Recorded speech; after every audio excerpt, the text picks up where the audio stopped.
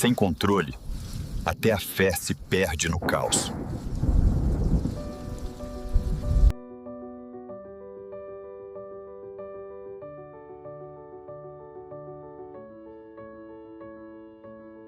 Bem, vamos lá, mergulhar no material de hoje sobre domínio próprio. Logo de cara tem uma frase que, nossa, me fez pensar. Você já percebeu que ninguém perde a fé, perde o controle?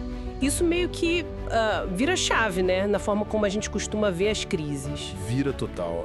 Desafia aquela ideia mais comum de que a fé é a primeira coisa que balança, sabe? O texto sugere que talvez o problema comece em outro lugar, mas no nosso comportamento, na nossa gestão interna mesmo. Exato. E ele continua nessa linha, né? Diz que a queda não começa com a dúvida, começa com a pressa, com a explosão, com a falta de freio. Quer dizer, o impulso sem controle, aquela reação na hora, sem filtro, é ali que mora o perigo, segundo o texto. E aí entra o conceito central que o material explora, o tal do domínio próprio. Ele descreve como um muro que segura a alma. Uma imagem forte, né? É uma metáfora para essa estrutura interna que a gente precisa ter. Sem esse muro, a gente fica meio exposto. Vulnerável, sim, vulnerável. E essa vulnerabilidade tem umas consequências bem práticas, que o texto também aponta. Aquela palavra que escapa na hora errada, sabe? Ou a reação meio explosiva que depois, bate no arrependimento. Coisas que, como diz lá, o silêncio teria resolvido. Quem nunca, né? Totalmente. É um ciclo bem desgastante, né? Agir no impulso e depois ter que consertar. Mas o interessante, olha, é como o material define esse domínio próprio. Não é só, tipo, engolir sapo, suprimir tudo. Certo. Essa distinção é bem importante. Lemos que não é sobre reprimir, é sobre canalizar. Mas o que seria esse canalizar na prática? Como a gente diferencia isso de só guardar pra dentro de um jeito mais, sei lá, sofisticado? Boa pergunta. A diferença-chave, pelo que o material indica, está na direção dessa energia. Reprimir é tentar fazer de conta que não existe, sabe? Negar um impulso.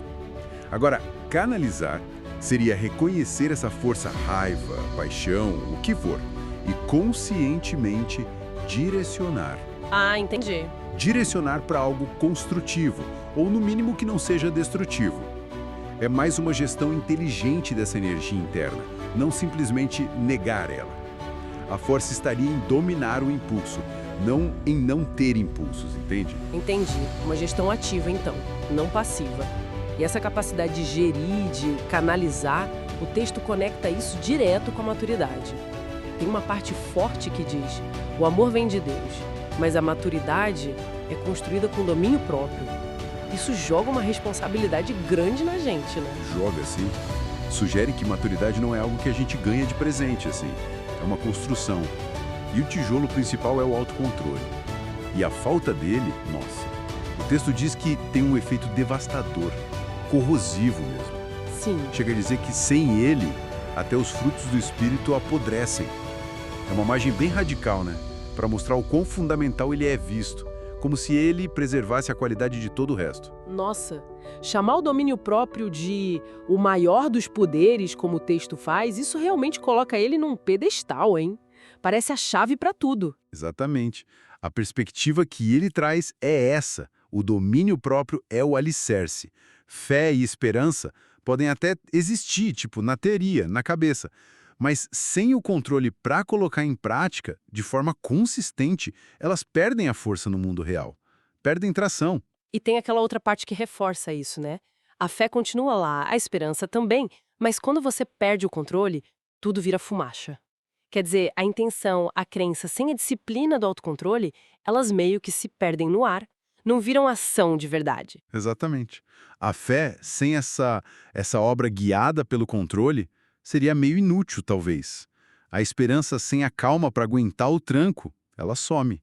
O domínio próprio seria, então, o que transforma o potencial em realidade, a virtude em ação concreta. Então, resumindo um pouco a essência do que a gente conversou aqui, essa caminhada para uma vida mais madura, mais íntegra, com mais propósito, parece depender muito desse cultivo constante do domínio próprio. Não é algo que a gente simplesmente tem, mas algo que se constrói, que se cuida ativamente. Perfeito.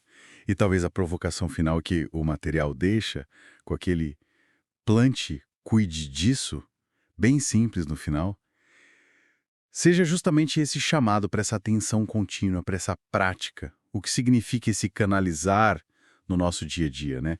Como a gente exercita essa gestão da nossa energia para fortalecer esse muro que segura a alma. Fica aí a reflexão, eu acho, sobre como nutrir esse poder que o texto chama de fundamental.